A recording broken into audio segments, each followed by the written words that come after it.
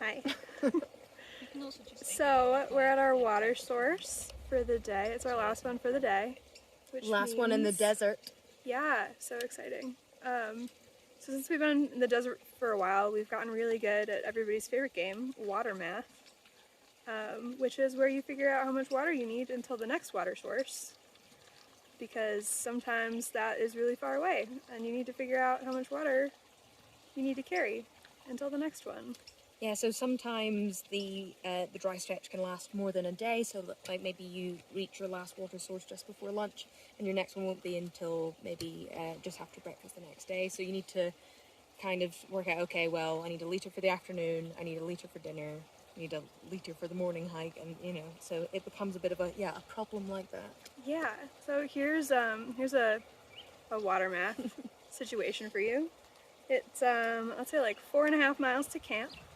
You're gonna cook dinner at camp, so you need water for that, and then you need water for like cleaning out your pot and like drinking in camp and all of that fun stuff. And then let's say it's another 8.5 miles to water in the morning. How much water do you need? Answers in the comments box below. So we do that every day, pretty much, sometimes multiple times a day. And sometimes wrongly. Yeah, and if you get it wrong and you don't bring enough water, you just die of dehydration. You die, or you have a protein bar for dinner because you don't have enough water to cook. Or you get it wrong and you take too much, in which case you carry too much water up mountains, which it's heavy, so we try not to do that either. Probably the better of the two, but still super annoying. It's debatable. Yeah, true. But we have not yet died of dehydration, and we're almost done with the desert, so we're killing it.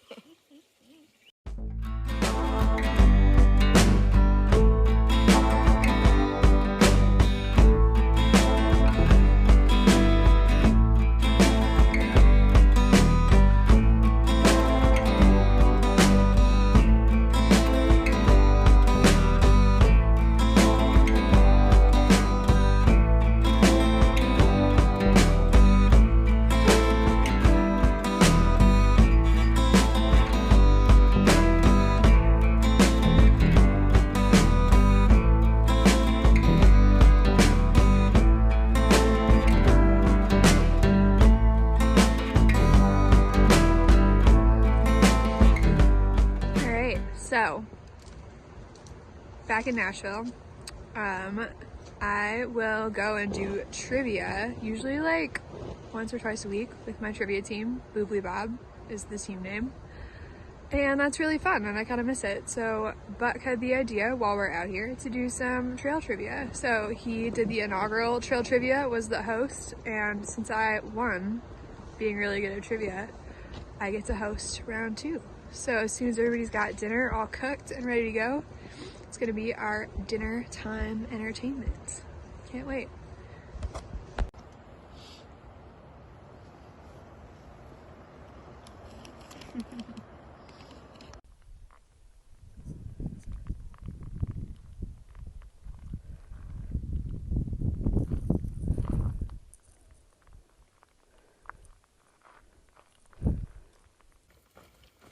One and a half days to go, and we will be out of the desert.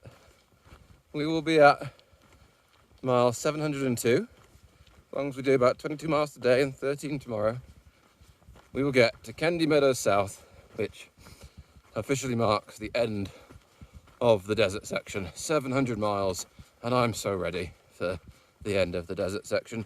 It has its beauty and, you know, all those things I'm supposed to say, but I'm done with it.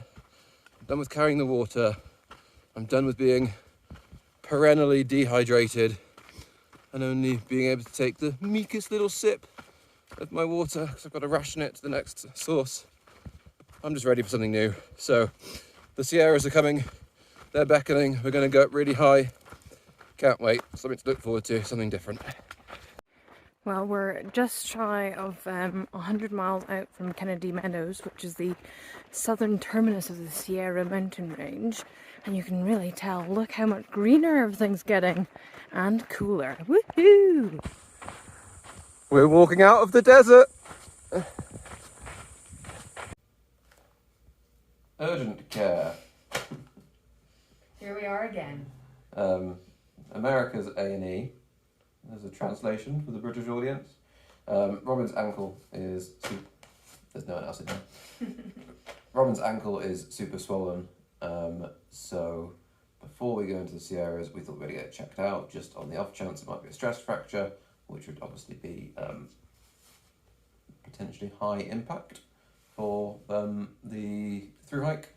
But he had a lot of tendon pain before the ankle swelled up a lot.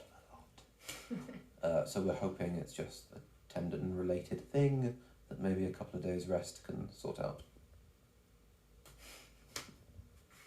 So back for the urgent care, a bit of a debacle because our campsite's like an hour away from the closest one, but we got there, it took all day. But good news, my foot isn't fractured.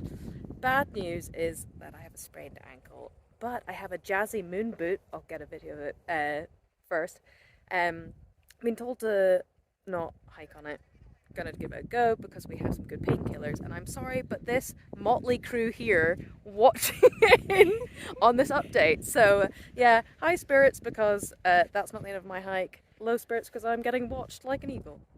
So unfortunately the whole hiking out, fits feeling fine thing didn't go quite as planned. Hiked out on Monday, hoping that my foot would be able to hold up until I met my parents at the weekend, and I got 4.5 miles in and it wasn't right. And I was worried that carrying on and hiking the 40 miles to Lone Pine was actually going to do more damage than good. So Buck and I actually turned round and went back to Kennedy Meadows, and I've been resting my foot ever since. We're now obviously not in Kennedy Meadows. My parents are in the country, and we're planning to come out and meet us this weekend anyway. So what coincidental luck. So we've been living the land of luxury for the past day or so with them, and it's been so wonderful getting to see them, especially when kind of morale has been down with my foot not being okay. So at the doctor they said it was a sprain, and it should start to feel better after a few days rest. I've now not been hiking on it for 6 days.